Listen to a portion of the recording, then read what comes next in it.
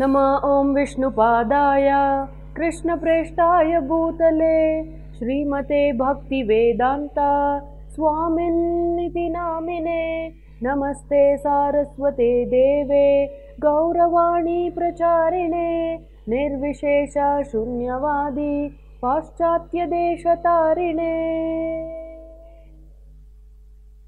Hare Krishna everyone. So we are discussing shloka number 10, chapter 4, which is Jnana Yoga, Transcendental Knowledge of Srimad Bhagavad Gita. Although I mentioned in the previous episode that we will discuss lines 2, 3 and 4, in hindsight I thought why not spend a little bit more time in discussing line 1 itself. And especially in the line 1 of shloka 10 of chapter 4, Krishna is talking about this word called raga, which is attachment.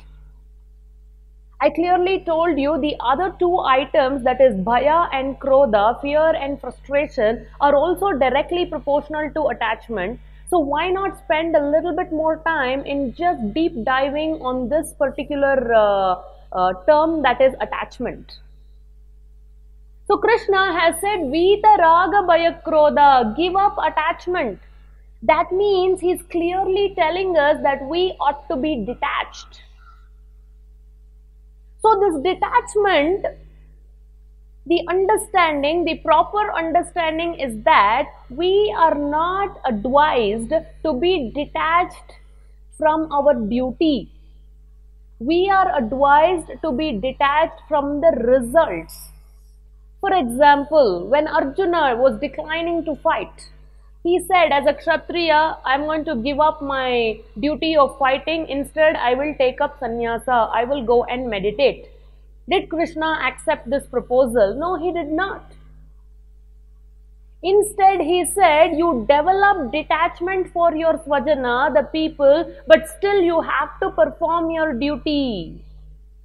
Duty with detachment, with devotion, you have to perform, Arjuna. This was clearly the message of Krishna to Arjuna. But he said you have to be detached from results. You can't say, now I'm fighting, this is how everything should go, this should be the benefit for me, this is how I should feel as a result of fighting. That is not guaranteed. So the result is not guaranteed, and the result is not even in our jurisdiction. So detachment from results, but then not detachment from duty. So now this duty itself is at two levels. One is paramartika duty, paramartika kartavya, and the second is artika kartavya. Now what do we mean by this? Artika kartavya is at the body level.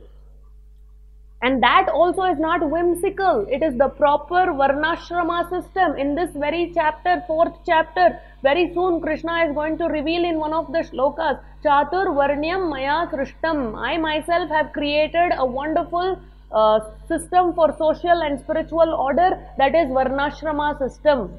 Daivi varnashrama. And I've already told you so many times in the previous video, so I will not go too much deep into this Varnashrama system. Basically, Varna is 4 types: Brahmana, Kshatriya, Vaishya, Shudra. This is not based on birth, but this is based on the quality and activity of an individual. And Ashrama is also 4 types. There is the Brahmacharya Ashrama, then Grihastha Ashrama, Vanaprastha Ashrama, and Sannyasa Ashrama. Now the Artika Kartavya for Arjuna at the level of Varnashrama was, he was a Grihastha, he was a Kshatriya. So he had to perform the duties based on that Varna and Ashrama. So Artika Kartavya is at the bodily level based on the Varna and Ashrama, but Paramartika Kartavya supersedes Artika Kartavya. Paramartika Kartavya is our duty at the level of spirit. This is Atma Kartavya. This is for our soul, in connection with the Supreme Soul Krishna. So Paramartika Kartavya pertains to the devotional service towards Lord Krishna, and Artika Kartavya is simply to maintain our body and soul together as long as we live here, the bare minimum that is needed. So one classic example to understand this Artika and Paramartika Kartavya I will give you from Ramayana. So Lord Sri Ramachandra was exiled overnight. He was supposed to be coronated, but he was exiled into the forest for 14 long years. So at that time, Mother Sita told Sri Ramachandra that I will also go with you. And when Lord Sri Ramachandra forbade her from doing so, telling her that it's an arduous thing to come into the forest and stay there for 14 long years, she brings up saying that she is not just a Patni but Dharma Patni, and as Dharma Patni, it becomes her Kartavya, it becomes her duty to follow in the footsteps of her husband. Wherever he is there, she says, I will also go with you.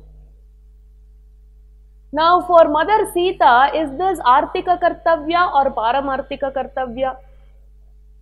She following her husband and going into the forest. It's actually very interesting. In her case, because Lord Sri Ramachandra is none other than the Supreme Personality of Godhead himself, for her Artika and Paramartika is same. Her duty towards her husband, that is Artika Kartavya, is same as Paramartika Kartavya because Lord Ramachandra is also the Supreme Lord. So the husband also, God also. For her, going in the footsteps of Lord Rama, she is performing both Paramartika and Artika Kartavya. But now let us talk about a lesser known example of Lakshmana's wife Urmila. The world sings the glories of Mother Sita, saying that because she followed her husband so diligently, renouncing everything, she is such a Pativrata, she is the emblem of Pativratya, such a chaste woman. But now what about Urmila? She did not go with Lakshmana. So should we say that she fell short in following her duty as a wife? So we have to understand here, the Artika Kartavya for Urmila was no doubt to accompany her husband Lakshmana into the forest, just like her sister Sita did. But then Urmila is so refined in her intelligence that she clearly understood if she is hell-bent on performing her Artika Kartavya of going with Lakshmana, then that becomes an obstruction in the Paramartika Kartavya of Lakshmana towards his elder brother, the Supreme Lord Sri Ramachandra. How? Because Lakshmana was going into the forest, his only objective was to serve Rama and Sita. Now if Urmila also says, look, I am also your Dharma Patni, so I will also come. Now Lakshmana should also take care of Urmila along with serving Rama and Sita. So Urmila's accompaniment becomes an obstruction for his uninterrupted, single-minded, focused service towards Lord Ramachandra and Mother Sita. So understanding such finer, subtle elements, Urmila, she decides not to go with Lakshmana. Instead, her separation from Lakshmana for 14 years itself is so exemplary. So the point to be noted, the lesson to be taken for us is, there is Artika Kartavya, there is Paramartika Kartavya, but when there is a clash between these two, for example, should I go and attend a wedding function of my relative, or should I go attend the Bhagavad Gita class of Aradhana Mataji?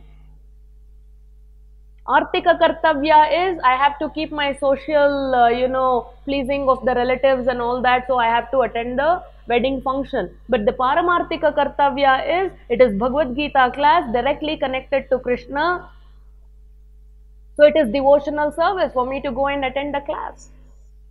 And both are happening at the same time. So when there is a clash between the two, Paramartika Kartavya supersedes Artika Kartavya. So you should politely refuse to go and attend the wedding function and instead choose to attend the Bhagavad Gita class. And using the intelligence, still you can keep the social decorum. Maybe later you can call them for a feast at your home and just feed them some nice prasadam or something like that for the newly wed couple and make up for it that way. That way you are in good books of those who got married, but also you did not sacrifice, you did not give up attending the Bhagavad Gita class for a lesser important social event. So like this, all through there will be this friction between Artika Kartavya and Paramartika Kartavya, but we should be spiritually strong. And we should always give more importance, higher priority for Paramartika Kartavya, and then whatever bare minimum is needed, we should do our Artika Kartavya. So, no detachment from the duty. Duty has to be performed. Detachment is only from the results. So still I will share a few more things related to the attachment, detachment, this principle. So I hope that will give you more clarity in how exactly you can practically apply this thing into your own life. So I hope that helps. We'll come back and discuss some more. Until then, you take care. Hare Krishna.